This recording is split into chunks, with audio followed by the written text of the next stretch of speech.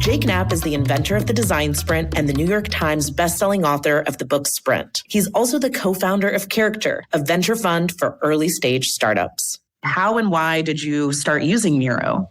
I came from this position of thinking, I don't want to be doing stuff online, to thinking now when I do a sprint in person with a company, it's like, we're going to use Miro, even though we're all in the same room, because that's a better way for us to get this work done. As an investor, we're basically investing in their ability to solve problems. We're saying, we think this group of people is going to be able to solve a problem in a really great way and create value by doing it. And actually, you need to give people the tools that can help them make decisions, help them collaborate, help them visualize and see things in a different way. And Miro does all those things. So to me, at least as an investor, I'm thinking, give the team the tools that are going to help them think, that are going to make the most, brighten their skills as smart folks. And Miro is at the top of that list. No breaks. No breaks. No fear. No fear. The official British Speedway podcast. I'm Ian Brannan and I'm joined by Alun Rossiter this week to preview all of the action that's coming up in British Speedway, including the 2021 Sports Insure British FInal. All 6 sides in the Premiership were in action on Monday. And are we starting to see the league shake down a little bit now as Wolves extend their unbeaten run at home and their lead at the top of the table? We're definitely in good spirits. We're helping each other out, and I think that's the key to winning the league, is having a team that gets on well together. We'll hear from some of those involved at Monmore, including Peter Adams and Luke Becker for the Wolves and Kings Lynn's Alex Brady. At Bellevue, Peterborough took a giant step towards the Premiership playoffs with a sensational 47-43 win at the National Speedway Stadium. The main focus is on the 2021 British FInal, which happens next Monday, the 16th of August. As well as the thoughts of Alun Rossiter on who he thinks will be making the final cut, we'll hear from Kelvin, Tatum and Nigel Pearson, Rory Schlein, Ben Barker and Richard Lawson. Plus, we'll have a look ahead to the fixtures coming up. Largely, it's a week of championship action, but we've got chats with Kasper Andersen, Connor Mountain and David Mason from Birmingham. All to come on No Breaks, No Fear. No breaks, no fear. The official British Speedway podcast. Welcome then to No Breaks, No Fear, the official podcast of British Speedway. Lots to get through and lots on the way over the next week. Of course, we'll be previewing that British FInal very soon. But first of all, let's welcome our guest on this week's episode. Somebody who's, I think, everybody in British Speedway will know, either as a rider or a team manager or a co-promoter or indeed a top landlord in the Wiltshire area. It's Alun Rossiter. Hiya, Alun. Hello, Ian. How you doing? All right? Yeah, good, thanks. Tell us about you, though, because an unusual year, not the year that you planned probably at the start of it, in how things panned out. And, of course, Swindon not coming to the tapes has put you in a position of seeing Speedway perhaps from a slightly different angle. And how's it been for you watching Speedway from the sidelines a bit more this year? Probably a little bit frustrating, if I'm honest. It's probably frustrating is the word. And from watching Speedway from perhaps a little bit more of the outside, what's your experience been like of watching Speedway rather than being involved in it and being in that bubble? Obviously, it's difficult times. We've had there's been no crowds. You've had streaming.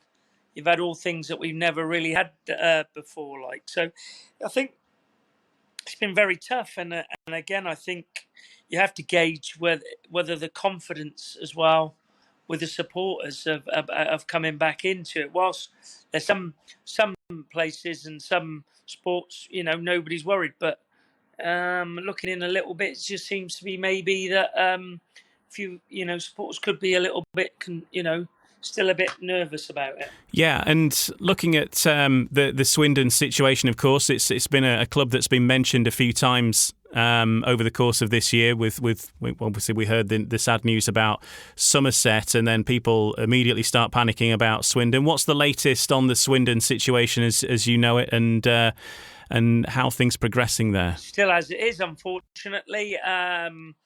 We're waiting for an update from the stadium people at any time now. But unfortunately, everybody thinks that we know more than we're letting on, or we know something. We just generally don't. So unfortunately, I haven't got a great deal of news to offer you there. It's frustrating. it's disappointing, and and I understand the fans' frustration as well, because at the end of the day, whilst we might be running it, I'm still a fan of the club, and it's been going since 1949, and it's kind of been dragging along for a long, long time, and it's a bit messy. I don't like it. And do you think that you'll be in a position then when that for Swindon you don't really know whether they'll be back at the tapes then for next season, or because that was obviously always the hope that it was a year off? Do you think that might extend further yet, or you really generally don't know? I don't think we can afford to have another year off. I'd like to think we'll still come to the tapes, whatever shape or fashion. But yeah. I'd like to think we'll be back at the tapes for 2022. Well, I think everybody in British Speedway and beyond hopes to see the Swindon Robins back at the tapes again next year. Fingers crossed that is the case. Let's have a look at the Premiership situation from this week then. And on Monday night, all 6 Premiership clubs were in action. Let's start at Monmore, where Aussie ace Nick Morris produced a stunning unbeaten show as Wolves maintained their winning home run as they added 3 more points to their tally at the top of the Premiership table. Watching at Monmore Green was Ryan Guest. Well, it finished Wolverhampton 52, Kings Lynn at 38 as the Monmore men made it a magnificent 7th straight win as the league leaders added another 3 points to their Premiership tally. Downpours throughout the afternoon in the Black Country and persistent rain between 6pm and 7:15 brought a few question marks over this fixture, but both sets of riders were keen to give it a go and they battled their way through far from ideal conditions. Kings Lynn have improved on their travels over the past month or so, and fair play to the Top Flights Basement Club for keeping the Wolves on their toes. It was the visitors who drew first blood in the reserves race before a spell of 3 heat advantages in the space of 4 races for the hosts created some space between the two sides. Kings Lynn produced a 5-1 in Heat 8 to halve the gap to 4, but again Peter Adams' side kicked on in the second half and eventually ran out comfortable winners. In form, Australian Nick Morris was the star man as he achieved a paid maximum, whilst Luke Becker was only denied that feat himself in Heat 15, with the pair proving to be a powerful duo in the engine room of the Wolves team. The hosts were duly rewarded for winning 12 of the 15 races on another tough night for the Stars.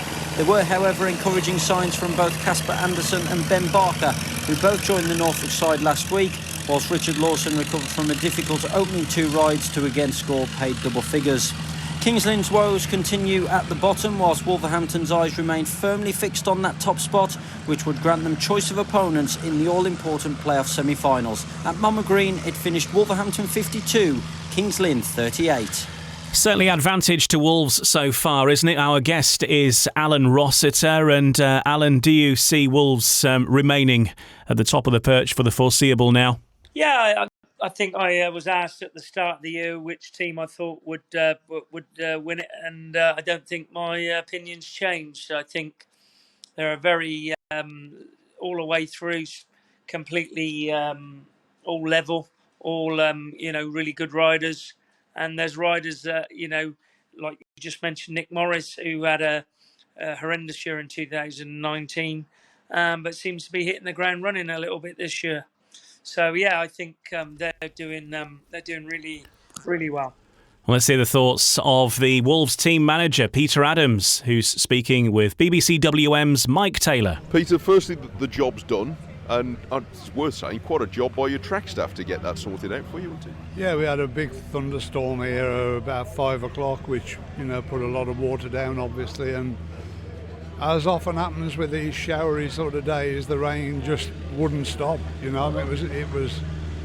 was light enough to ride in, but heavy enough to make the track very difficult, which it was at the start.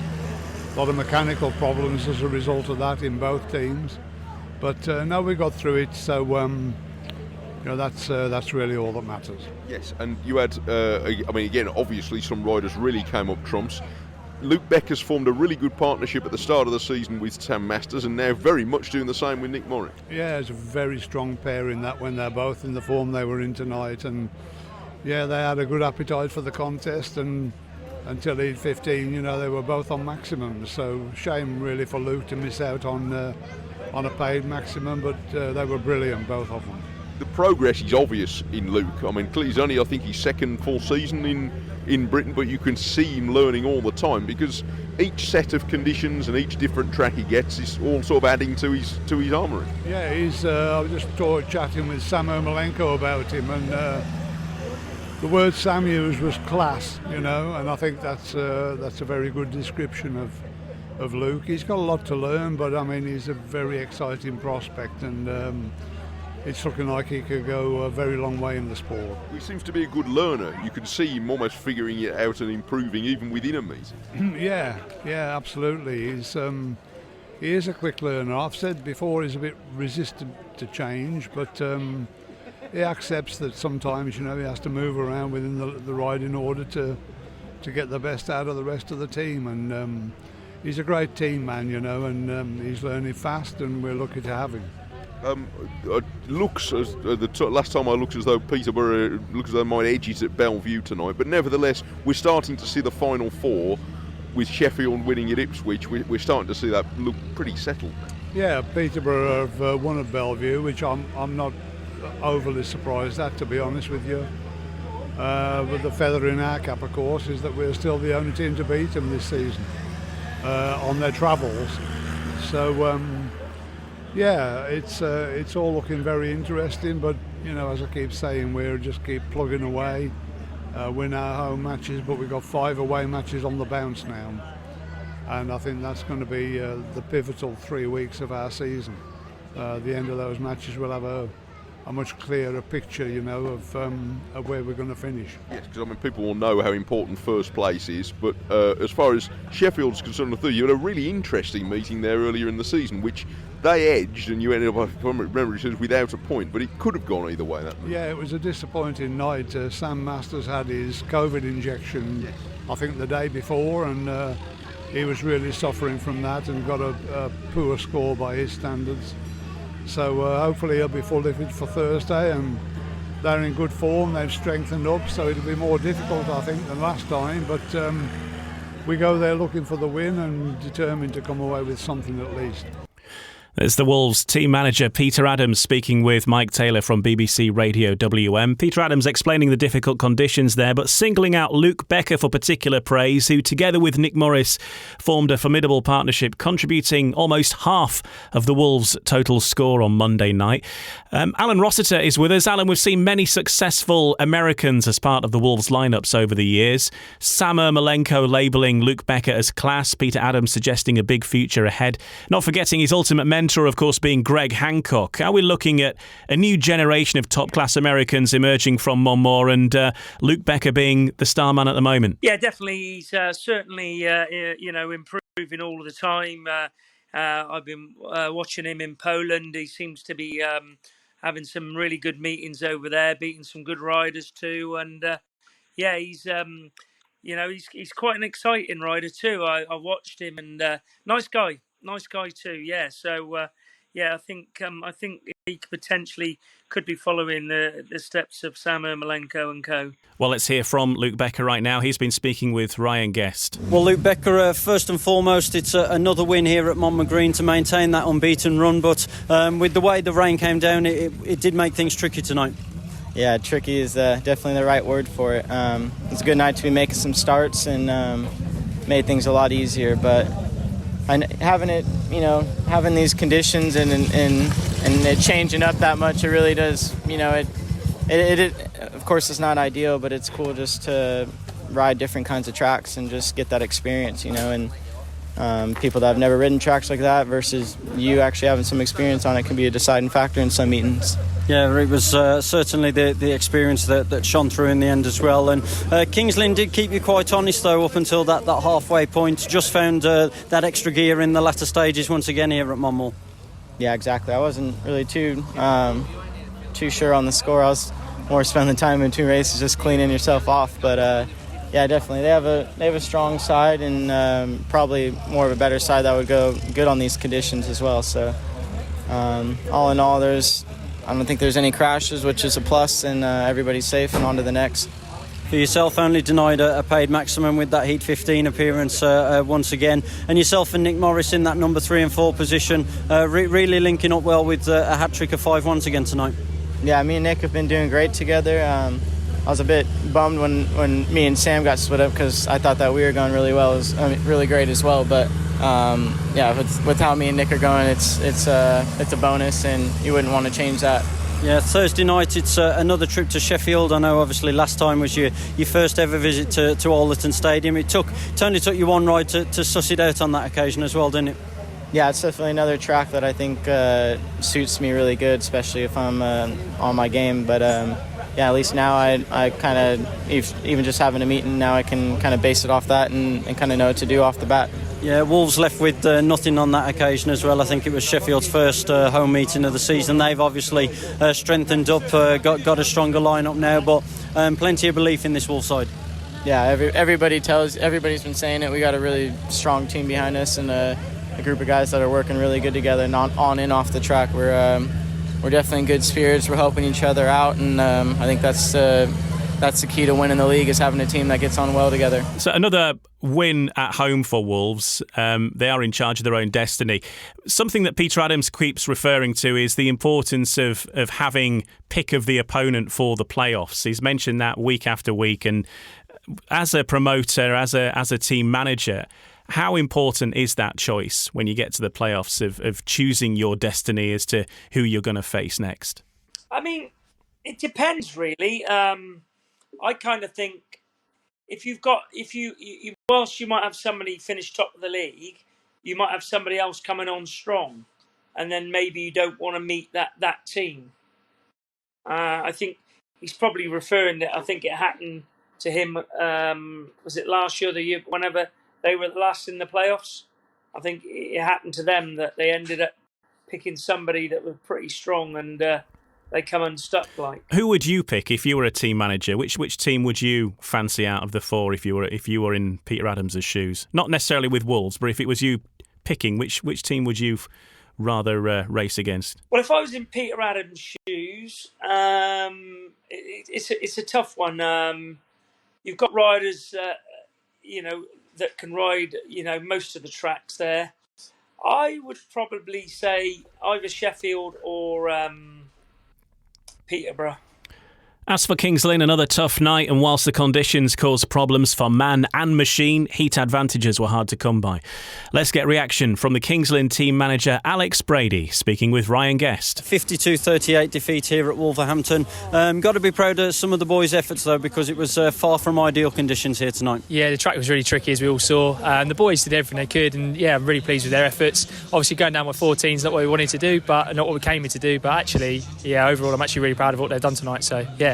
Actually fairly happy in a strange sort of way. Yeah, need to look at the positives, like you say. Debuts for Ben Barker and Kasper Andersen, and certainly more than glimpses of what they can bring to the Stars lineup. Yeah, they've given us something a little bit different, and the track tonight really suits someone like Ben and Kasper for that matter as well. So yeah, hopefully we can get it right on Thursday night with those two as well, and yeah, hopefully move on to some bigger and better things. Yeah, you actually pushed the Wolves quite close in a sense, like you say. You kept them on the toes throughout the meeting, closed the gap in with a 5-1 in Heat 8, and I know you were mulling over that tactical substitute in the end, having to give Richard Lawson 3 on the trot, which is never ideal, but he deserved it after finally getting that Heat win. Yeah, 3 on the trot's never ideal, and especially after blowing up his first bike packing up in his second heat of the night. So yeah, Rich is ultimate professional. His second bike's as good as his first, and he was, as you saw in the meeting, he was spot on. But yeah, him running 3 in a row was not ideal, and it was difficult to know where to put it in tonight. But we had to do it, and it didn't quite work how he planned, but he still got second out of it. So. When you look at Wolverhampton's proud home record here at Monmouth Green, important not to dwell on this one too much. No, I think so, and they're a good side here. I mean, a good side everywhere, but they're certainly a good side here. And yeah, they've won a lot of meetings in a row here, and they'll continue to beat teams here as well. But yeah, proud of how the boys went, and unfortunately, it's just a little bit. It would have been nice to get a bit of gloss on the scoreline, but 14 and 15, yeah, it's not so good. Yeah, back at the Adrian Flux Arena on Thursday against Peterborough, and co-promoter Dale Allett has been open and honest. He's basically said that everyone is now fighting and riding for a place in next year's team. Yeah, it's very much it. I mean, a lot of the boys, they want to be at Kings Lynn. Kings Lynn's a very, very good club. It's well run, so a lot of the boys want to stay here, but it's obviously down to them to decide how much they really want it. I know a lot of them do, and a lot of them give me everything. So, they are riding for their team places for next year, quite simply. But yeah, I'm sure you'll see some hungry boys out there.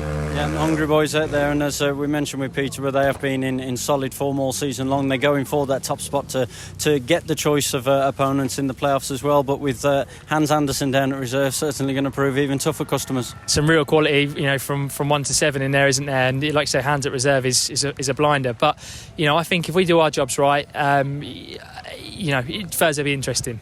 Kings Lynn team manager Alex Brady speaking with Ryan Guest after that defeat against Wolves on Monday night. When you're a team at the bottom of the league, Alun Rossiter, and you're rooted to the bottom, and in Kings Lynn's case, really haven't got anything to race for as such. Playoffs are probably going to be a bit of a stretch at the moment. And how do you keep the riders motivated? Is it difficult to keep everybody motivated? Like Alex Brady talking there about keeping the morale up and all that kind of stuff. How easy is it to actually do that? I don't think it's that difficult, because at the end of the day, the riders, if they don't score any points, most of them don't get any money. So I don't think there'll be a lack of motivation. Probably lack of motivation from the supporters side of it, sadly. And that's the thing that keeps the club afloat, is people coming through the turnstiles. You kind of just hope that they could stick with them and things could have a bit of a turnaround there.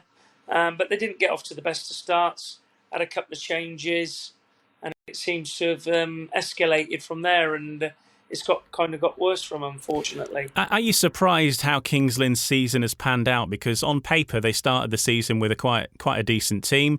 They themselves were fancying themselves to be in there or thereabouts. A lot of commentators perhaps were as well, and fans.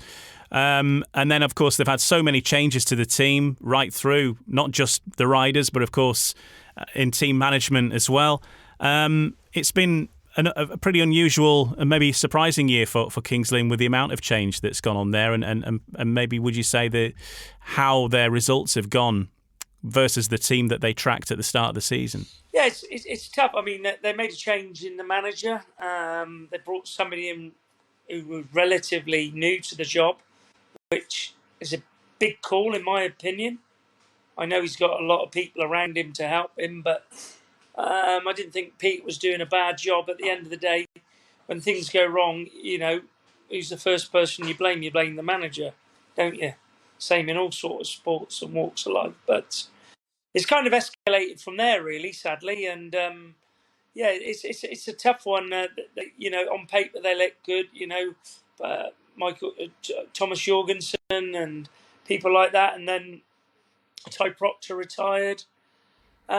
It's been one of them years. Maybe it's just one of them years to kind of forget, really.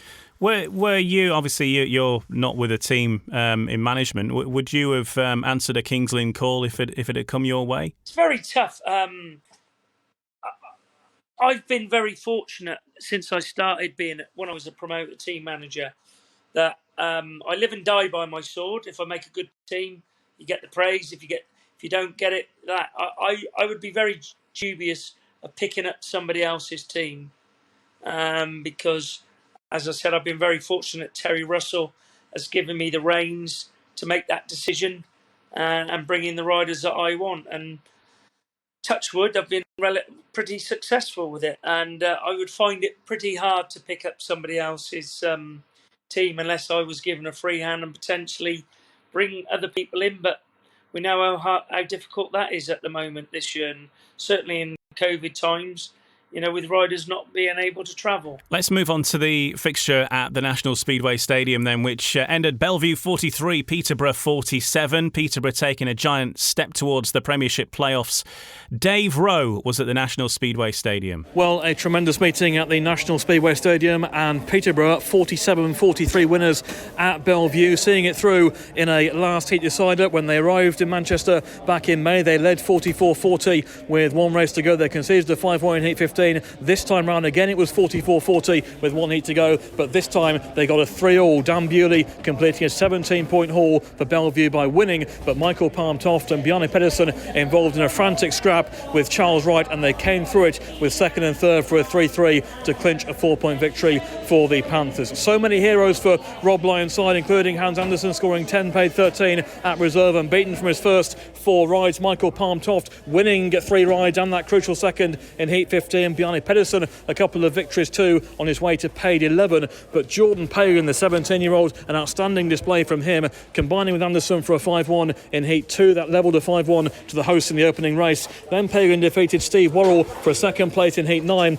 But then incredibly Heat 13, when Rob Lyon was giving basically Hans Andersen a break, he brought in Jordan Palin to partner Bjarne Pedersen, and Palin screamed round the outside off turn 2 and defeated Dan Bewley to win that race. The only point that Dan Bewley has dropped round this circuit in his last 2 home meetings came to Jordan Palin in a remarkable Heat 13. That put the Panthers 6 points in front after a 5-1 in Heat 11 and a 4-2 in Heat 12. The Aces tried to hit back with a tactical sub-ride in Heat 14 from Dan Bewley. He won it, but Scott Nicholls crucially split the home pairing, getting the better of Charles Wright. So Peterborough did take a 4-point lead into Heat 15, and that shared race with Bewley winning, but Michael Palm Toft and Bjarne Pedersen second and third, clinching victory for the Panthers. Bewley top scoring for the home side with 17, Palm Toft with 12 plus 1, Andersen 10 plus 3, Pedersen 10 plus 1, and that crucial 8-point contribution from Jordan Palin. And the Panthers, after drawing here in May, go one better and get an away victory. Bellevue 43, Peterborough 47. Quite a lot was made of the Peterborough team at the start of the season about it being Dad's Army and all this kind of stuff, but they've showed him, haven't they? And consistency and strength in depth, really, I think that the key for Peterborough, with riders like Hans Andersen now at reserve, and if he's not at reserve, it was Chris Harris, for example, and then it might be Scott Nicholls next month. That strength in depth really is a massive trump card, isn't it? Yeah, I think I said in the beginning of the year in the Speedway Star, I said there's a lot of people disrespecting them and calling them Dad's Army and everything. But you can't, and I said then, don't write them off. I think they'll be there. They will be there. And at the moment, it's proving right. And as you said, they've got strength in depth all the way through. I do find it's tough, certainly on the youngsters that we've blooded this year. You know, I mean, I know young Jordan Palin had a good win over Dan Bewley last night at the National Stadium. But generally, these riders coming in with hands going down the reserve, and people like Ryan Douglas at reserve, it's a big call for them. And I find that, when you sat outside looking in at the sport, you kind of think, how do you protect these people? Because we haven't got the big stars anymore. We've got a few, but we haven't got it. So the riders we've got, we kind of need to preserve. And when you're chucking the kids into the lion's den and they're getting mauled, and it's really tough on their confidence. And when you're looking in from an outside, it doesn't look that good, really, to be quite honest. What change would you make then to prevent that situation going? Would you fence off the reserve so that more experienced riders can't drop down to reserve? Similar to like the Poland situation where it's got to be under 21s and so on. Yeah, well, I'd some kind of protection. Again, we're kind of reverting back to what we did a few years back, which worked, but we didn't give it enough time. You had people like Charles Wright, who was also ran and then became British champion in 2019. And, he benefited from doubling up with us for a few years and carrying on with doing that elsewhere. But there is some kind of protection. But, everybody thinks that everything's sweetness and light in Poland. But if you have a bad meeting in Poland, you only get 2 rides. So there's fors and against, but I do believe that potentially there should be some kind of that they're protected in that position, personally. Well, let's hear from some of those involved at the National Speedway Stadium. First of all, let's hear from Rob Lyon, the Peterborough team manager. He's with Dave Rowe. Panthers boss, Rob Lyon. Rob, we always enjoy trying to second-guess your tactical moves. You've had a busy night tonight, but what a show from your team tonight. Yeah, absolutely brilliant. I mean, we knew it'd be tough tonight, always is, coming here, and RR's always it can be a bit of a tricky situation, but boys responded superbly, and terrific team effort. Did it feel a bit like deja vu coming here and being 4 points up after heat 14, going into heat 15? Difficult choices probably for both sides, and thankfully for you it came off. Yeah, it did a little bit, to be fair. We were looking for 3 all in 14 to clinch it really, but didn't quite work out. So we were very took our time on deciding what gates to go for, and say we pumped for 1 and 3, and Bjarne was quick tonight, and Tofty was as well, to be fair, and they did the business for us, so yeah, great result. Now, everyone expects your experienced reserve to score well. We saw it from Bomber and from Hans again tonight, but Jordan Palin, 5-1 with Hans in heat 2, another point over Steve Worrell, and then heat 13. Yeah, terrific. He needed that, I think. He's had some tough meetings with us recently, and we know what he's capable of. And he was certainly very quick tonight. And heat 13 was probably his best ride of his career, I would say. I know you won't get carried away, but is that the best result you've had so far, especially bearing in mind how Bellevue have come to your place and won there? I guess so, yeah, because Sheffield was pretty good, but yeah, especially without Ulrich, it's always tough with RR, but I think it ranks up there as one of the best ones this season. Yeah, as you say, they turned us over twice at home, so we owed them one, and it paid off. And a busy week on the road, because now you're off to Kings Lynn on Thursday, chance for more away points. Absolutely, yeah. Another 4 league points up for grabs, and obviously Kings Lynn have had some improved scores lately, so they'll be tougher, I'm sure, but boys are up for it, confidence is high, so we'll go there looking to get some more points on the board. Will you continue with RR for Ulrich for the foreseeable future? It'll be RR on Thursday night, yes. And the point made there, obviously Ulrich Ostergaard is out, and Peterborough pulling that result off without Ulrich Ostergaard, who's currently riding at number 1, and Rob Lyon confirming that's going to continue to be the case for the next fixture on Thursday. Let's hear from the top scorer on the night for Peterborough Panthers. That was Michael Palm Toft, 12+1 for him on the evening, and he's also with Dave Rowe. Yeah, after they beat us twice at our home track, it's good to come here and give them one, so yeah, pretty happy with that. You had 3 race wins, but tell us first of all about that heat 15. What a battle involving you and Bjarne and Charles Wright. Yeah, I made some setup changes mid through the meeting. I didn't quite have the speed all of a sudden, and it definitely gave me speed, but I can't make a start with it, so I knew it was from behind, so just got to get the best out of it I could. So was that a change after you'd won your first 2 rides? After my 3rd ride, I think it was. So yeah. But I mean, the team as a whole is amazing, because we never know who's going to score the points, but there's always someone with always a strong reserve like Hans doing it. But young Jordan Palin to come and win heat 13, that was amazing. Absolutely amazing. I think I was more happy than he was when I saw him out in front. Absolutely amazing to do it. It just shows that he can ride a bike, and hopefully just give him a little bit of an uplift to keep the speed and keep going. And when you see the team coming somewhere like here and winning, that must make you all feel you can really go and do something really special this season. Yeah, definitely. Like we've got got some stick of people and so on. Oh, that's Army, and we're just a bunch of pensioners and so on. So it's always good to come and show them why we're here, and we're definitely here to win. And you're back away from home again on Thursday at Kings Lynn, so another chance to get more big points on the board. Yeah, another track that most of us like to ride, so yeah, it would be good to go there and definitely get some points. On the subject of Bellevue, though, a disappointing night for much of that lineup. Dan Bewley putting away 17, but apart from that, inconsistency perhaps has been Bellevue's issue this year. They're capable of demolishing sides, but as we've seen, they're not invincible on their own track, and that home form really is what maybe they've now been relying on with a couple of away defeats recently as well. Yeah, I mean, knowing Mark Lemon as well as I do, I know he'll be bitterly frustrated and disappointed last night. It's always because of the stadium and everything all about Bellevue. The expectation is big there, and unfortunately, when you look down, you saw Dan had 17, then you had Brady had 6 points, Stevie Worrell 6, Richie Worrell 6. You kind of need more from them guys, really, and probably see where they lost it, whereas Peterborough had chipped in all along, but with more points. But certainly on their home track, you certainly wouldn't have expected Bellevue to win last night.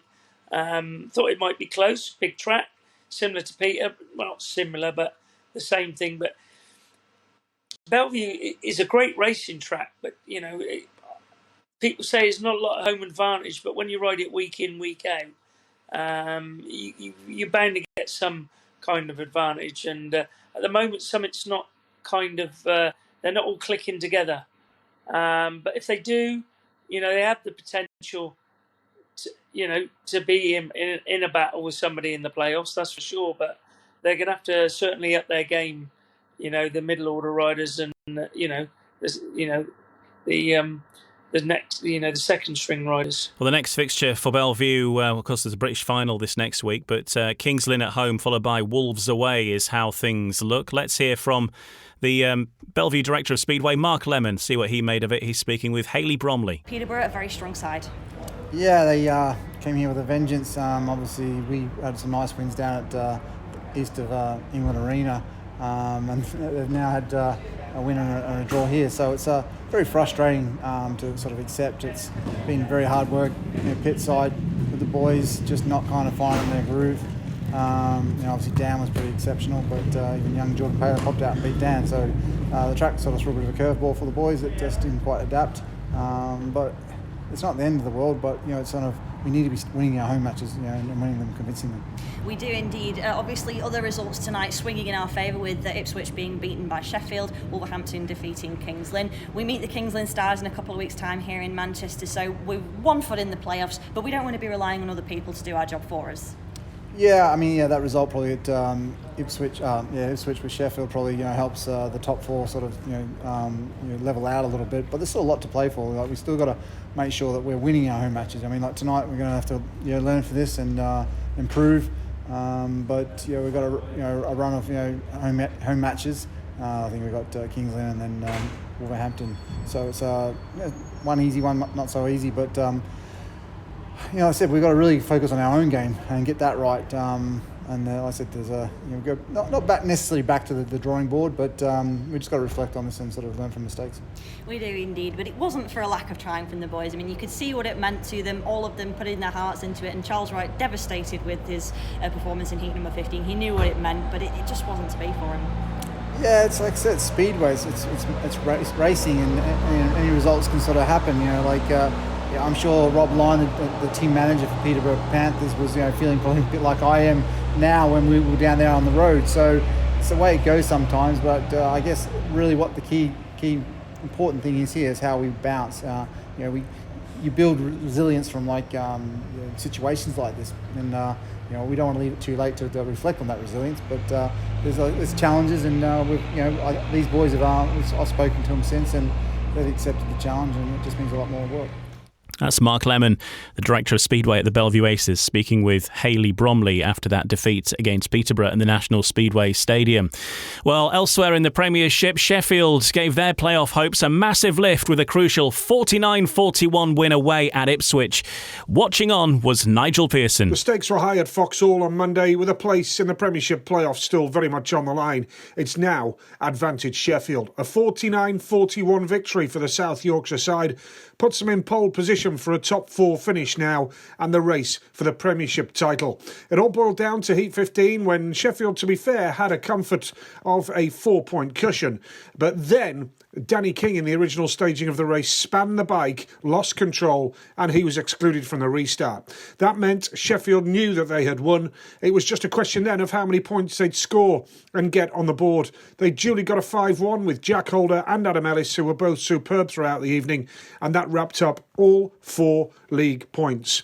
Positives for Ipswich: Paul Stark looked good at reserve with 11, and Jason Crump edging his way back from injury. A race win and a paid win as well on a 9+1 score. A couple of weak links in the Witches side, which Richie Hawkins will be disappointed with. Danny King said to me afterwards he will not give up with Ipswich with this season as long as it's mathematically possible to still sneak in the top 4. There's a lot of laps still to come. But it finished at Vauxhall on Monday. Ipswich Witches 41, Sheffield Tigers 49. So another big 4 points for Sheffield, who after a tricky start to life in the Premiership, now starting to hit form. Their team are all together and firing on all cylinders. Now, Alan, you being a Swindon man, of course, and looking at Sheffield, a few familiar faces among that side, not least Simon Stead, but of course Adam Ellis and Troy Batchelor involved in the Sheffield Tigers this year, and must be a few home comforts there when you look at the Tigers. Yeah, no, obviously a big fan of Adam Ellis and Troy. Adam is a rider that I think very highly of, and when Simon Stead rung me up in the winter and he said, I know that you rate him, and I probably, Simon now is seeing what I mean now. You know, he is a rider with so much capability. He calls himself a slow burner, but, you know, hopefully he can push on and go on to bigger and better things. Yeah, well, we had him as a guest on this podcast a few weeks ago, actually, and, you know, his aims are obviously very high because he's through to the not just the British final, of course, but he's got the Grand Prix Challenge on his radar as well. I think looking for decent showings in both of those. So that's that next step, isn't it, to get onto that world stage, really, the international stage, which he's done so far, but obviously there's more to go. Yeah, definitely, and hopefully if he's got the right sort of machinery behind him, then he can be a threat, 100%. Has that defeat to Sheffield for Ipswich, though, effectively ended their hopes of a playoff place now? Are we starting to see the league, the Premiership, form into position as to probably how it's going to go for the next few weeks as we head into that run-in before we do enter the playoff time now? Yeah, probably. You know, they've had obviously injuries with Jason when he broke his ribs at Wolverhampton. And, you know, and again, in these difficult times with the lack of riders, you haven't been able to replace riders. You know, it's tough on everybody. And but yeah, I think possibly, I think, you know, they could slip out of it now. And I think the top 4 starting to form up there now. I think the 4 you've got Peterborough, Bellevue, Wolverhampton and Sheffield. I think they're the 4. I think I said that they would be the 4 that would be in the race for the playoffs. And yeah, I think Sheffield are settling down nicely. Troy Batchelor's now racing more. Just started racing for Kent. He was struggling early doors. I know he didn't get a great deal at Ipswich last night. He got a valuable win in one race, but the lack of racing for him has been the problem. Whilst everybody's been riding 3-4 times a week, he's been riding, you know, once a fortnight. And no matter how good you are, if you're not match race fit, race minded and stuff like that, you're going to struggle. So you know, I think he's only going to get stronger, I think, when it come towards the playoffs as well. And when we look at the Premiership as it is now, and knowing what we know, obviously we don't know how the playoffs are going to fully pan out, but we can probably have a guess at which 4 are going to be involved in them, unless something bizarre happens. Which 2 do you see it boiling down to then? Are you sticking with Wolves, and who else do you think would be in that grand final? Again, I think it could be a Wolves-Peterborough final, but with Sheffield, it's either between Sheffield and Peterborough. I think that's my call. Okay, well, we'll find out in good time. Coming next, we're going to have a look at the British Final, which takes place at the National Speedway Stadium on Monday, the 16th of August. Britain's 16 finest riders are all lining up, trying to get that crown, and we'll have Alun Rossiter's thoughts on that and hear from a few of those taking part in it as well in just a few moments here on No Brakes, No Fear. No Brakes, No Fear, the official British Speedway podcast.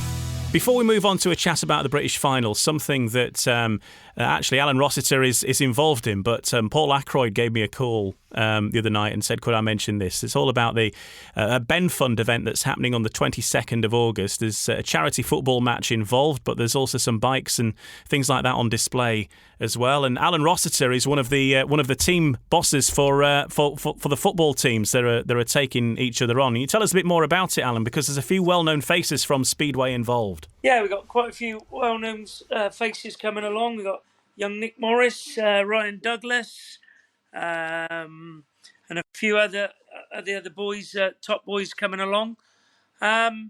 It's basically I think Nigel Wagstaff's brainchild about getting the Speedway riders together and doing something for a fantastic cause, which has been a big help to me recently. I'm going into hospital myself on Tuesday for a complete knee replacement from an injury which finished my career in 2002 at Poole.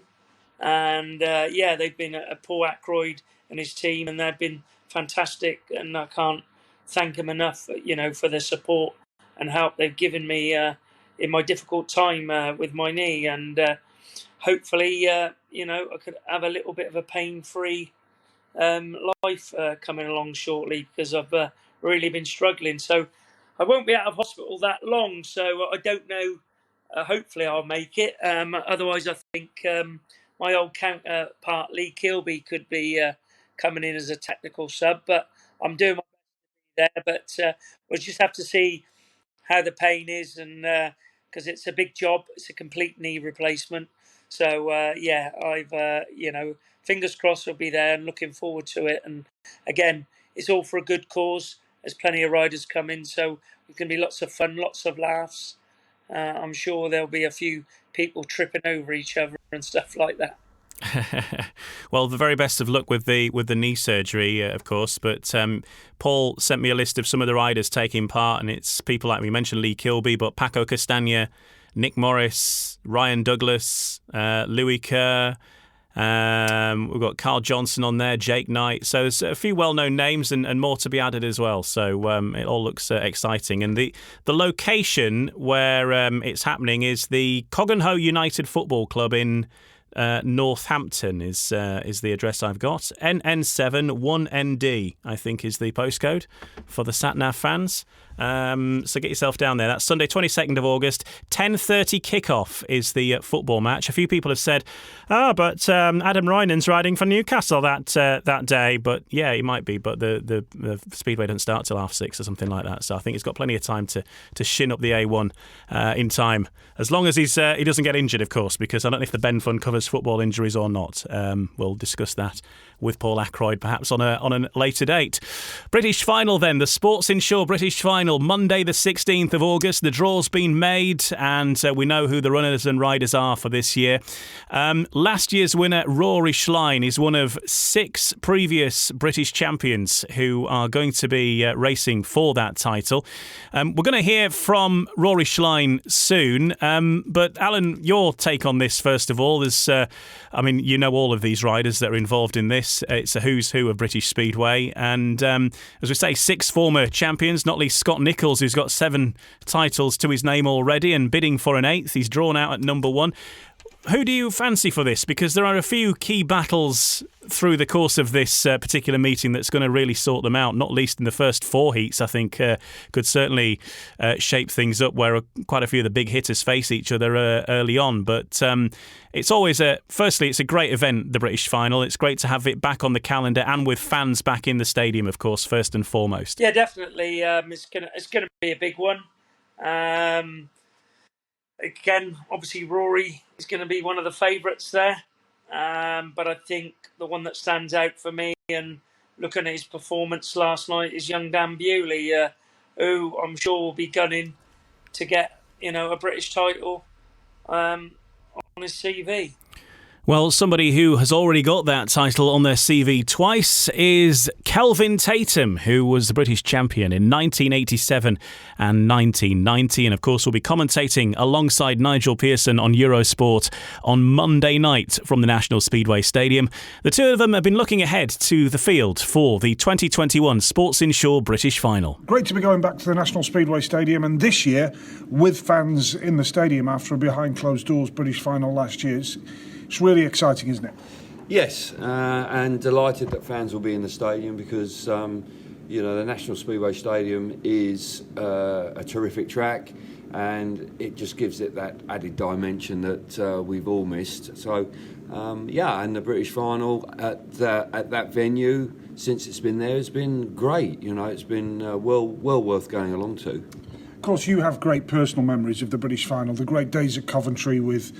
people talking about crowds of 10,000, that type of thing. Wonderful memories. It's not what it was, let's be honest. However, I think they're making the best of the situation as it is with Manchester. There's no Coventry anymore, but we've got the National Stadium. I think they're making the best of the situation as it is. Would you agree with that?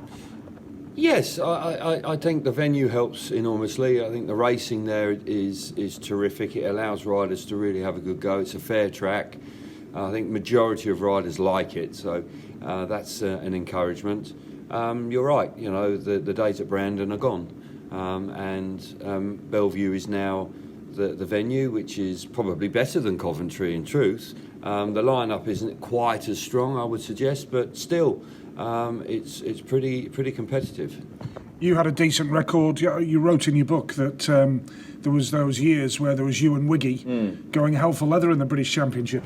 Yeah, we went head to head for about 4, maybe 5 years, and we sort of shared it for that period of time. But it was also a stepping stone to the World Championship as well, so it was sort of had this double-edged sort of profile to it. But they were great days, and I thoroughly enjoyed it. And riding as a Coventry rider at the time, winning the British Championship was an added bonus. I did feel that pressure, the expectation from the crowd, but managed to do it a couple of times. Yeah, and it meant a lot to be national champion as well, I assume. I mean, I was at them all, and occasionally I do look at YouTube at clips and some of the races that you had, and it must have taken some bottle, Kelv. Yes, you woke up on British FInal day and knew you were in for a battle. And you had to show some courage. And I can remember actually the first time I won it, when I was cleaning with teeth, I looked in the mirror and just said, this is a big day. You're going to have to dig deep. So you're absolutely right. They are big nights. And in a different way, of course, riders now know that it's a huge event. Yeah. And on Monday night, riders cleaning the teeth on Monday morning are going to think, well, we have to dig deep tonight. Yes, that hasn't changed. And it's something that... riders will wake up and they'll want to give their best and they up their game, and we see, riders that possibly aren't always riding at the highest level but then produce something special on those evenings, which is always great to commentate on and to witness. So I'm sure we'll see something like that again on the 16th. But you're right. I think riders are proud at the end of the day. They want to be national champion, and that's still very much the case. Last time we commentated on a British FInals 2019 before the pandemic. Charles Wright was the winner, and we had some great racing from, rest his soul, Danny Ayres, of course, that night. That was memorable as well, and that's just typical of what the British FInal can throw up, isn't it? Yeah, and that's what I was sort of alluding to about, we can have a surprise, and Danny Ayres that evening was just outstanding. He was just inspired, and it was terrific to see, and of course all his supporters would have loved that. And Charles Wright, he was an underdog going into that meeting and just rode out of his skin and produced a performance that he will remember forever. Absolutely right. Looking ahead to Monday night then, Rory Schlein is the reigning champion. He'll fancy that. He's had a good season so far. You've got other contenders as well. You have former champions Scotty, Bomber, Danny King, Craig Cook. I think there's 6 current or former British champions in the lineup. So there's a lot of guys there that'll fancy another British title, isn't there? Yes, I think there is. I sense that there is an outright favourite. We'll come to that. But those riders you've mentioned as ex-British champions or current British champions will fancy their chances. They understand what it's all about. They've gone through it, and that sudden death final at the end of the night. I mean, the pressure's on. You can be fabulous through the heats, but that counts for nothing when it gets to that big final. So you've got to keep yourself together and have the mental strength to pull it off after, no matter how you've gone. So yeah, I'm sure those guys you've mentioned will be there or thereabouts. And I think the guy that you're going to refer to as the clear favourite, the out-and-out favourite, is a certain member of the Bellevue team who's doing rather well in Poland as well at the moment. Yeah, Dan Bewley's a rider that is maturing very well. He's establishing himself in the Extraliga, which is arguably the best league in the world. He's doing well for Wroclaw, and you've got to believe that, as a home rider, with the maturity showing, he is the favourite for me, and I would think that the bookies will back that up. He will have to be on his mettle. His Achilles heel is starting. If he gives too much of a head start to somebody like Cookie, I suspect that it might be tough, but he is extra special around the National Speedway Stadium. And just finally, as is the tradition in podcasts these days, anything you do, Kelv, your book, Tales from the Top Drawer. If we let people know that if nobody's aware, you've got a book out. I've got a book for sale, by the way. Yeah. So it is still available online at curtis-sport.com. However, on a serious note, you are heading out and about, hopefully fairly soon, to do some book signings. Yes. Encouraged by yourself, Nigel, because we have... yes, we are going to. We've got a few left to sell. We've got one or two kicking about. Yeah, and we've got one or two to sell, and we're going to be at Bellevue at the British Speedway Championship to sell one or two. So get there early, and I'll be set up signing books, chit-chatting away, and giving you a bit of a background on it. So look forward to seeing you there. And we'll go elsewhere as well. We were going to have a bit of a tour around the country, I think. Yeah, we're going to try and get to Roscoe's pub in Swindon, try and get down a Pool for a signing as well. And so the message is to everybody, really, keep tuning in, keep checking websites and social media. Yeah, we might even go north of Watford Gap as well, It's not like you. No, rare. It's very rare, but I'm sure we'll manage to do it. OK, Kelv, we'll see you Monday. Cheers, mate. Kelvin, Tatum and Nigel Pearson there looking ahead to the British final. They're coming to Alun Rossiter's pub. They've said that already. And also choosing Dan Bewley as well and tipping him for a big night in the British final, of course on his home track. But he's riding some new machinery which has been firing him round the last couple of meetings at Bellevue. It's a Ty Woofenden engine, a Ty Woofenden bike, I think I've heard. And it's certainly doing the trick for him around the National Speedway Stadium. Well, obviously, his confidence is high. He's having a really good year with Wroclaw this year. He's really kicked on. Again, I think the break probably done him a world of good because he had a real nasty smash with that thigh a few years back at Workington. But I think the break has probably done him a world of good. He's come back strong. He's having a fantastic year in Poland. And obviously... he's gone to number one at Bellevue, and he's riding like a number one, 17 points last night, and probably the favourite for the champion for the British final. Well, the current reigning champion is Rory Schlein. Let's hear from Rory. He's been speaking with Ryan Guest. Well, yeah, next Monday the 2021 British final, and going into it as defending champion. Your thoughts? It's going to be tough. Obviously, some bigger names are in the field this year, so. We had a good meeting up there. I think it was about 4 weeks ago. So, we're on the pace up there. We know we've got a good setup and, got some good Johnsy kit under me. So, I'm looking forward to it. Obviously, it's got plenty of people talking for the obvious reasons last year. But as you say, you were there on merit and you've given a great service to British Speedway. I think it's old news, really. We've been doing it since 2017. So, it's a meeting I enjoy. I took pleasure in winning it. It's an honour. To have my name on that trophy, there's some pretty big names on there, so we'll be going there looking for the same result. We're not there to make up the numbers. Yeah, it'd be even nicer to make it back to back, obviously in your final season as well. Yeah, I think I don't know the stats on it. I'll have to get Brando on it, but I think I'm the first Aussie to win it, so it'd be nice to be the only Aussie to win back to back. So we'll go there. We're feeling okay at the minute. We're a little bit up and down, but. We've had some tricky track conditions the last few meetings, but Bellevue's a different kettle of fish. Big, wide open track, and everyone's fast. Everyone's on the pace here because everyone's kit's really good. So, we get to the semis, or if we can get direct in the final, even better. But it's a waiting game, really. I think throughout the night, you just got to make sure you're picking up points throughout the night. One of the other riders who made the podium last year, of course, was Richard Lawson. And Richard goes about his business fairly quietly, really, doesn't he? There's no song and dance or drama with him, but whenever you look season after season, he's there or thereabouts in the averages. Yeah, no, he's having a really good year this year. He came in a little bit later on, and he's really banging in the points for Kings Lynn.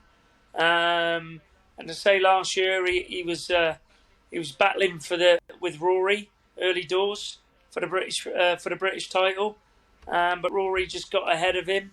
And he's like you say, he goes about his business, keeps himself to himself pretty much. He's having an exceptional year this year, and he's certainly going to be one in with a shout. Well, he was runner-up last year, so close to becoming British champion. Can he take that extra step this year? Let's hear from Richard Lawson. He's been speaking with Ryan Guest. Yeah, runner-up. Obviously, everyone wants to go one better, so that's the plan. I feel good. Bikes are good. I'm looking forward to it. Unfortunately, I haven't had a go around Bellevue since that meeting, so it's been a while. But I'm up for it. Certainly an individual event that you always like to mix it up in as well. Yeah, definitely. I think you need a bit of luck on your side, but like I said, I'm quietly confident in my machinery and my form, so I'll just go there, keep my head down and get through them heats and see what we can do. I'm going to say, obviously, when you came into the Kings Lynn lineup in the Premiership, there was a lot of talk, obviously, the average you came in on, but you've silenced everyone with a whole run of paid double-figure scores at least. Yeah, I think my worst score has been 9, so like I said, I'm really happy with my form and trying to keep that consistency. In years gone by, it's been hit them double figures now and again and then drop down, so I've really tried to keep myself focused and get them double figures each week. Yeah, what would it mean to you if you could add such an honour to your CV? Oh man, it's a trophy everyone wants, so I'm not going to get myself too carried away. It's I'll just keep myself focused. If it happens, I'll be, over the moon. But, just keep my head down and let's see how it goes. Of course, he's not the only Kings Lynn star in the meeting. There's a few of them, actually. Ben Barker is one of them, who's recently joined Kings Lynn. Also races for the Newcastle Diamonds and is in yet another British final. Let's hear from Ben Barker right now, speaking with Ryan Guest ahead of that big British final next week. You've been around British Speedway a long time now, but still feel you've got plenty you can offer. I'm loving it more than I ever have. It's weird. I don't know what. It's weird. The longer I've done it, and this year, I think that COVID thing has really made me appreciate it, and I'm really starting to enjoy it. How tough was that COVID period for yourself? I was very lucky. I mean, I worked solidly. I never stopped. I worked 5 days a week driving a lorry. So I was very lucky. I mean, there were some people out there which it really affected, and it was not nice, but I was one of the lucky ones where I was able to keep my mind active. Yeah, but you're not the first rider to say it made you realise and appreciate how much your racing means to you as well. I guess it can drag you down when you've got late nights, early mornings, washing the bikes and that, but I guess you even appreciate that side of it coming back to the sport. Well, I'm lucky. I've got someone who's helping me now, and it's great, and it's making it so easy for me, and it's making me go to a meeting and look forward to getting on my bike because I know they're going to be 100%, and if anything goes wrong, it's pretty much down to me. And talking of 100%, that's certainly something that the fans are guaranteed from yourself. Oh, that's it. Everyone knows that. I've done that for however many years I've been racing, never given up, and we'll keep battling hard, and we'll just go out there and try and score some points, have a few race wins, and see what happens. Ben Barker there speaking with Ryan Guest and saying that really the enthusiasm he's got for his Speedway now is more than ever, and perhaps lockdowns and a lack of action has actually helped him. Well, probably, we all know Ben's enthusiasm and everything, and like some people, that year out, does make you realise, how much you miss it, and believe me, you blink an eye and your career's over. So I can tell you that, the head could do it still, but the body wouldn't do it anymore, unfortunately. But yeah, I can understand why Ben's fired up. As I said, like most people, they've all had pretty much a year out, with no speedway, and when you realise, that's your only income, some of them,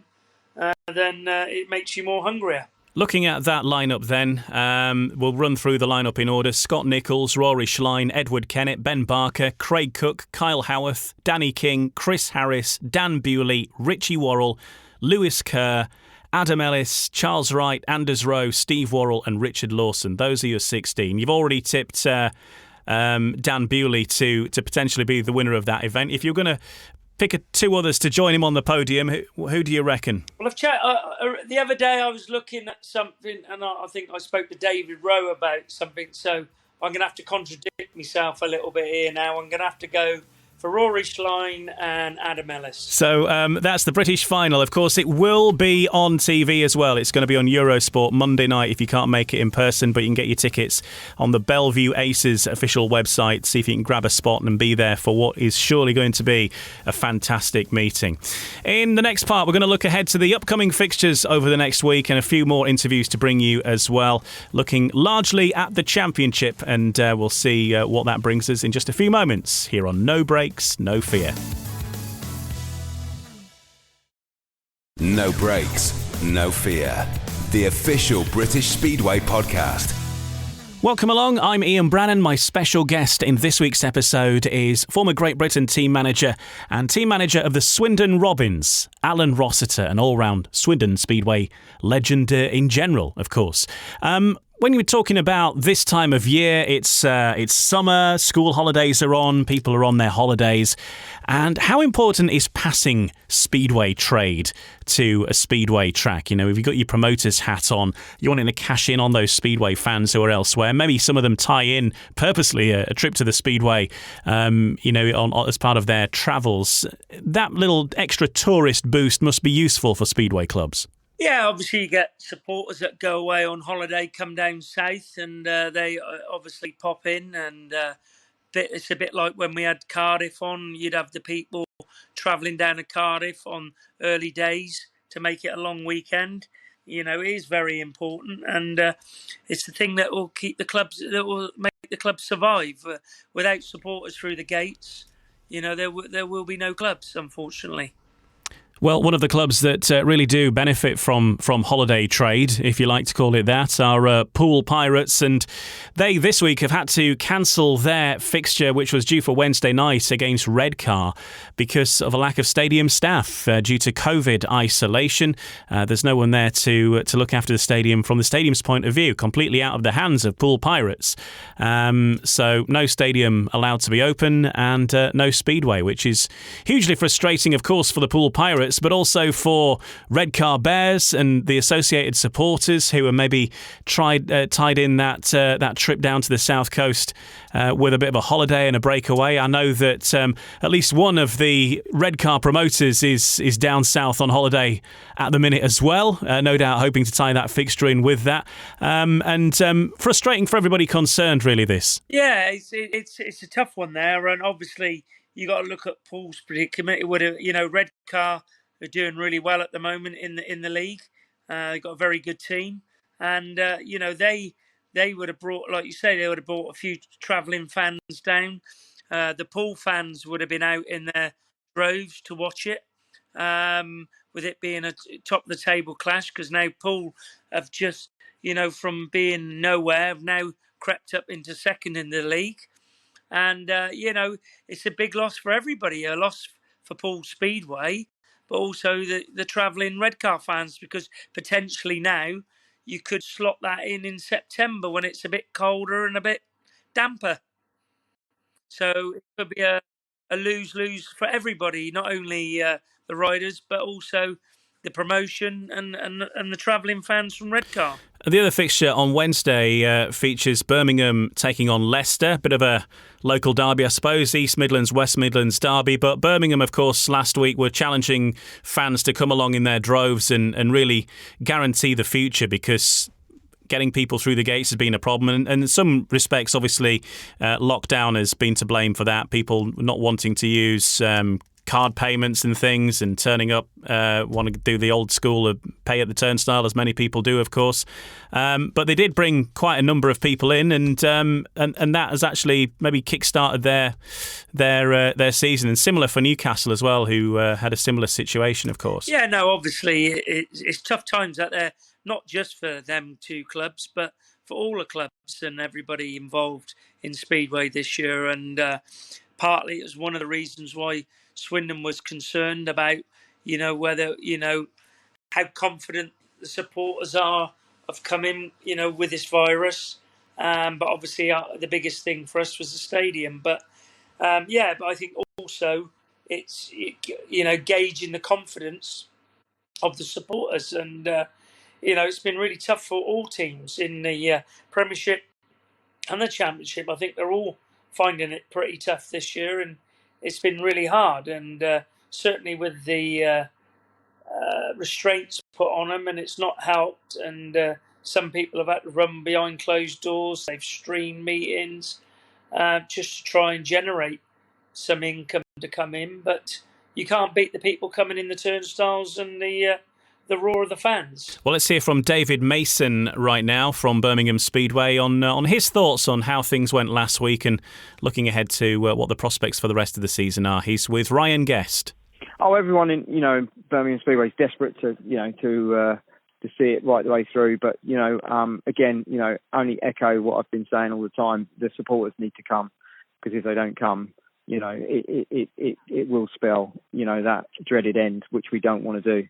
You can't continue losing, heavy losses, week in, week out. So, and that proved that, that they all got behind us, and, the Speedway public came last Wednesday. But what we do need is the same again, because everyone knows, 1 week's not going to cure the problem. It has to happen week in, week out. So, the supporters still need to come. So we're still going to push as much as we can. We've got, obviously, Leicester coming, with a change of fixture, and hopefully they will bring some supporters with them, and we can just kind of build on that and just keep going. From the week before to this week, we had probably a handful of kids turn up, and then last week there was 100 kids. It was completely different. The fantastic support, and obviously kids bring parents obviously pay for the door, so it makes a big difference all round. And hopefully those kids will come back. They thoroughly enjoyed themselves. They got to do things that you don't normally get to do at other speedway tracks, and that was to be able to walk on the track and have some experiences on the centre green as well, and also as well in that 10 minutes of the dreaded grader going round and round and round in circles. We kept them entertained, obviously Brummy the Bear was in goal, and it was just a good atmosphere really all round. Thursday, a couple of Premiership meetings in store.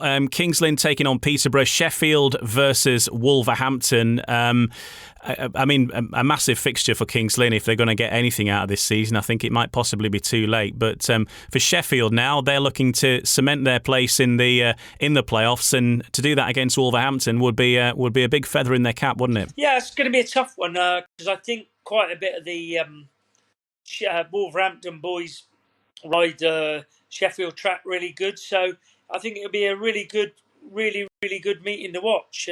Shame it isn't on the TV, because I think that one would be an absolutely cracker. I think it's going to be pretty close, that one.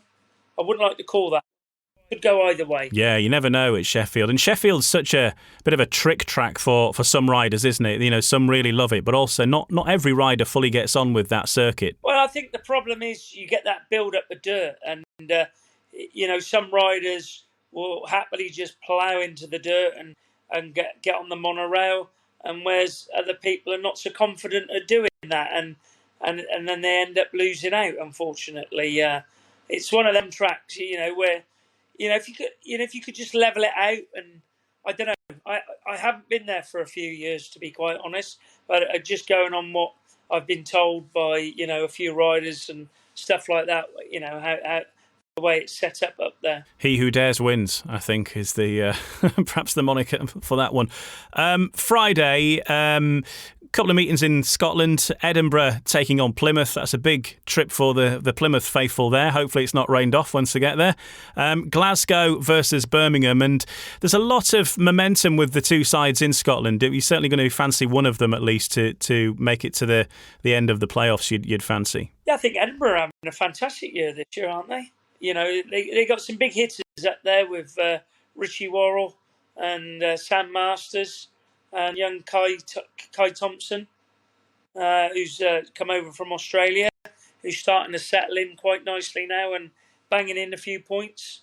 So that's a big bonus for the Armadale faithful. The other fixture on Friday is at Scunthorpe. Scunthorpe taking on Redcar. And Scunthorpe, I think, surprised a few people at the start of the season, didn't they? Because they put some big results away and still have been fairly strong. They've had a few rain-offs lately, but they've been doing well. And Adam Ellis, of course, with them now as well. Yeah, no, obviously, that surprised me. I didn't think Rob would dig in his pockets that quick. Great signing for them, and certainly Rob means business and wants to do well. So yeah, I think that will be a tough meeting again. A bit of a close call between the pair of them. Redcar are having a great season, so another meeting which would be really good to go and watch if you're up that way. Same as if you're up that way with Sheffield and Wolverhampton. Probably the meeting I would say one to go and watch so far this season would be Sheffield and Wolves. Once again on Saturday, Plymouth are venturing north and taking on the Berwick Bandits at Shieldfield Park. Let's catch up with one of the Bandits now, who's had a busy week because he's also another rider who's joined the King's Lynn Stars. Let's hear from Kasper Andersen, who's been speaking with Ryan Guest. Well, Kasper Andersen, I know you've only been with Berwick a relatively short amount of time, but Saturday was a big relief for the club, a much-needed win against Poole. Yeah, definitely. We were facing a really strong Poole side, and we know we had to bring our best to even compete with them, with Jai and Danny out. And luckily, we all managed to stick together and really show what we're about. And we're still fighting for that playoff spot. Yeah, like you say, it was a massive team effort against a strong Poole side who have been in form as well. You talk about having to be at your best, and you certainly were a top scorer down at reserve. Yeah, I just it all just seemed to click, really. I just seemed to everything just worked on the bike and on myself, and yeah, top scoring was just a bonus, really. It's all about getting them points, and if I have to come in second for my teammate to win, it doesn't matter really in the end. It's all about getting that win. Some big results individually for you as well, getting the best of all the Poole's big boys as well, particularly Heat 13, getting that 5-1, that race win against Rory Schlein and Danny King. That must have been pretty special. Yeah, it was a special heat, especially because I didn't know until Heat 12 was finished that I was in Heat 13, and going out there from Gate 4 gave me a bit of a boost knowing that it was the best gate of them all. And if I just managed to make it from there, I just had to stick to my line, and I knew I was capable of having the speed to pull away from him.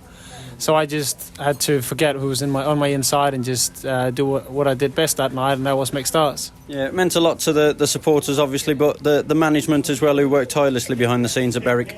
Yeah, it was a big relief for the management. We could all feel it after the meeting, how relieved they were that we finally got a result, a much-needed result, because we've been struggling lately with a bit of bad luck and injuries and exclusions and all sorts, and it was just nice for everyone to finally get that win.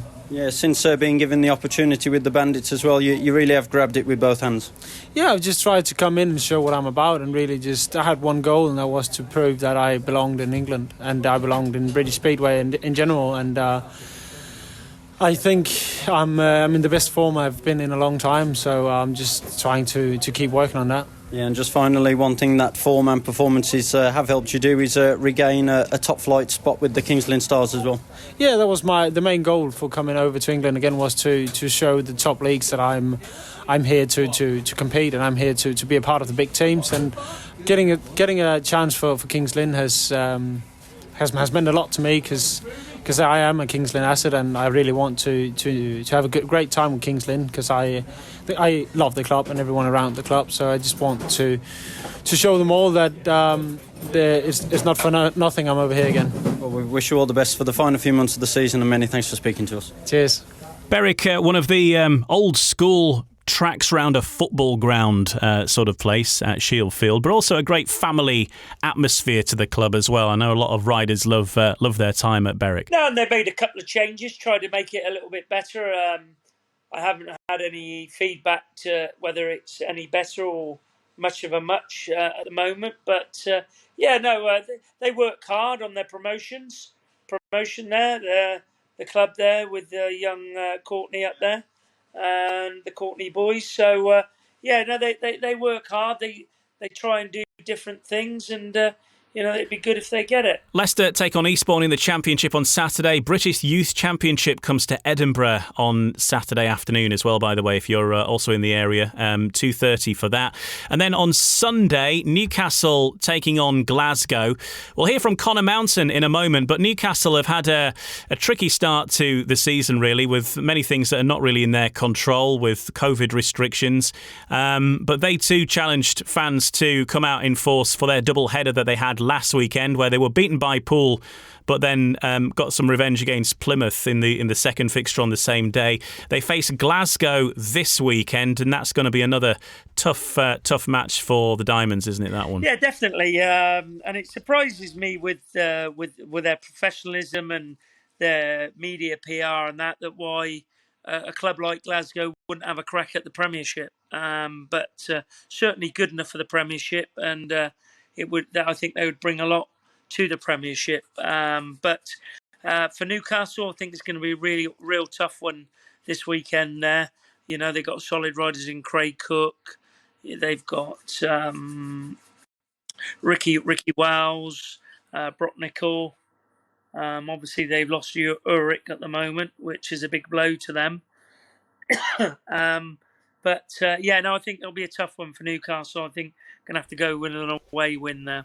And also in the northeast at the Media Prima Arena, Redcar take on Plymouth on Sunday afternoon. Plymouth completing that mini tour of the north once again, because they were up in the northeast last weekend as well. But they're back for more. Maybe they just love a Palmo. And that pretty much completes the draw for this week. My thanks to Alun Rossiter. Hopefully we will see you back in charge of Swindon Robins next year. That's the hope then. Fingers crossed. Yeah, I hope so. Obviously it's coming to the point now where we have to start making plans of what direction we're going. So we'll be looking to get some answers in the next month or so. Okay, and good luck with the knee surgery too. Enjoy the British final on Monday. Should be a cracker. Yeah, and I think it'll be a good one. And like I say, let's just see if me top three come in. My thanks to Alun Rossiter for joining us in this episode of No Breaks, No Fear. Don't forget that meeting then is on the TV, Eurosport Monday night for the Sports Insure British FInal, Monday the 16th of August. It's going to be tremendous. And don't forget, keep up to date with everything that's happening across British Speedway at speedwaygb.co.uk, all the fixtures, all the results, and everything else you need to know as it happens. And don't forget to check out some of the previous episodes of No Breaks, No Fear. Recently, we've chatted with Sam Masters, with Tom Brennan, and much more besides as well. Check out some of the older episodes and fill yourself in on what's happening with British Speedway. And we'll see you next Tuesday. All the reaction from that British final at Bellevue and much more besides. It'll be available next Tuesday from 8. And this podcast, No Breaks, No Fear, is a Nigel Pearson Media Limited production for British Speedway. We'll see you next week. No Breaks, No Fear. The official British Speedway podcast. This podcast is part of the Sports Social Podcast Network. Sports Social Podcast Network. Did you miss your deadline to renew your Medicaid coverage? You can still send your completed annual review form to Healthy Connections Medicaid. You may be assigned to another health plan, but you can ask to come back to First Choice within 60 days of renewed Medicaid eligibility. It's your family. It's your choice. First Choice is the right choice. Renew and choose us. Visit selecthealthofsc.com/renew to learn more.